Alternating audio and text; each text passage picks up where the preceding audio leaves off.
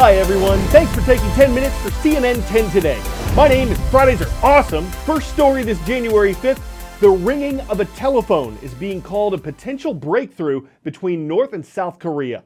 There's a hotline that connects the two countries near their shared border. On Wednesday afternoon, for the first time in almost 2 years, a representative from North Korea called a representative from South Korea. We don't know much about what was said on the call. It lasted 20 minutes. South Korean officials said the two sides were just checking technical issues. But several more calls were made in the hours that followed, and analysts are saying this is a good sign for the two countries. The call was made within hours of an order by North Korean dictator Kim Jong-un. His country's government-controlled media announced that he'd given the go-ahead to establish communications with South Korea. And this could be because North Korea wants its athletes represented at the upcoming Winter Olympics. Those are being held in Pyeongchang, South Korea, 50 miles from the nation's border with the North. The games start on February 9th. Another international event concerning the games, the United States and South Korea have agreed not to hold their cooperative military exercises during the Olympics. The U.S. and South Korea are allies. The North has repeatedly spoken out against their military drills. U.S. officials are skeptical about whether North Korea really means to improve relations on the Korean peninsula. But U.S. President Donald Trump reportedly told South Korean President Moon Jae-in that America supports the South Korean leader and would be willing to help in communications with the North. Now, we're taking you to the tense border that divides North and South Korea, where a simple phone call might have changed the whole atmosphere. Somewhere in the border village of Panmunjom is a hotline. In a settlement that spans both North and South Korea within the DMZ, one of the most heavily guarded borders on Earth. Its official title, the Panmunjom Communications Channel, a political lifeline between the two Koreas that are still technically at war. This view from the South Korean side, the green phone to call the North, the red to receive calls from the North. Different time zones for each state above the phone, half an hour divides the neighbours, and a sign that reads South-North Direct Phone. The buildings on either side of the border where the phones are located are only about 80 metres away from each other.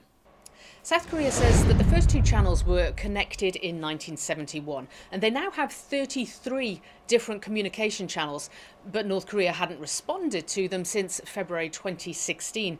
The South Koreans say that they had two liaison officers who called every day at 9 a.m. when they got to work and then again at 4 p.m. just before they left work, and they sat by the phone all day in case it rang. It's not a matter of who initiates what. It's that they get a positive dynamic going, and that's what we're seeing now. It's not about North calling South and South calling the North. The two are sending positive signals back and forth, and they're creating momentum which can lead to some breakthroughs. The hotline is sparking much interest, most notably for its apparent use of Windows XP. South Korean officials declined to comment on that, but it is simply a means to an end. Paula Hancock's CNN Seoul. For millions of people on the U.S. East Coast, it's like they've been hit by a Category 1 hurricane, but this storm lashed them with cold and snow. Tens of thousands from Virginia on down to Florida lost electricity. And in Connecticut, where the forecast called for at least 6 inches of snow and winds as strong as 50 miles per hour, the state's governor said utility crews wouldn't be able to get power lines repaired if they fell. Dozens of eastern U.S. cities were set to shiver under record-breaking cold. In Boston, Massachusetts, that could mean weekend temperatures dropping to 7 below zero. New York City was expecting as much as 10 inches of snow, with temperatures dropping to about 3 degrees. Strong winds and whiteout conditions forced JFK Airport to stop its flights. By yesterday afternoon, LaGuardia Airport had shut down too. And Newark Liberty Airport in neighboring New Jersey was also struggling to maintain flights. Passengers were stranded, residents were told to stay indoors, and schools all over the Northeast were closed because of something called a bomb cyclone. Bombogenesis definitely sounds like a scary term. A bomb cyclone is a low-pressure system that has undergone bombogenesis. In fact, storms that undergo this weather phenomenon can be rather destructive, causing a lot of damage. But in the meteorological sense, bombogenesis simply means a storm that drops 24 millibars within 24 hours. So you basically have a storm that is rapidly intensifying. In this part of the world, we see these storms rapidly intensifying because you have the cold air from the north combining with warmer air coming in from the Gulf Stream. We see these in mid-latitudes, and in the wintertime, many times we refer to these storms as nor'easters that can bring a lot of wind, rain, and snow to the northeast. 10-second trivia. Which of these island nations would you find off the west coast of Western Africa? Cape Verde, Seychelles, Malta, or Mauritius? Only one of these nations located west of the African continent is Cape Verde. Altogether, Cape Verde is about the size of the U.S. state of Rhode Island. More than 500,000 people live in Cape Verde, an estimated 30% of them below the poverty line. So when a construction worker in the town of Santa Maria saw large pieces of garbage on the beach, he transformed it into something everyone can use to get fit. That's today's great big story. Muito ficar orgulhoso de ver a praia Santa Maria limpa. É importante fazer limpeza na praia. Que poder ter lixo assim à toa na rua.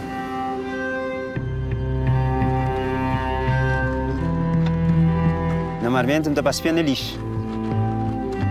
Coisas assim como tu saber que te servem bem na ginástica.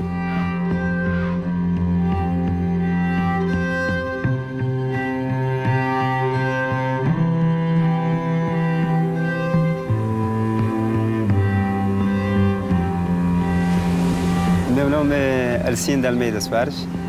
Estou trabalhando na construção, na pintura.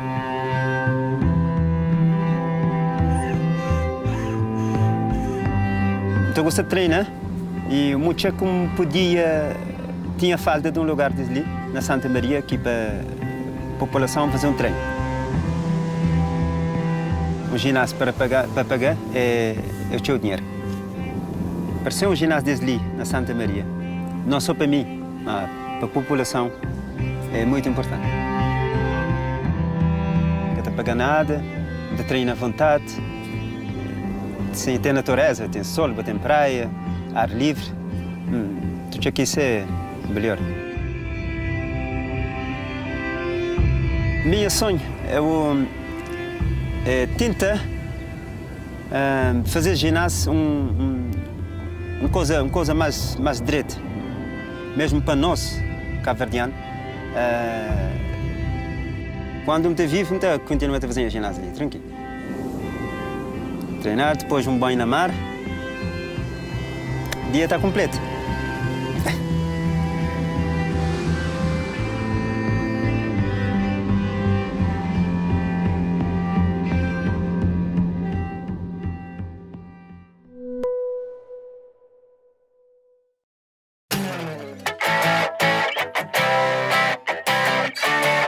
Homemade things that are good.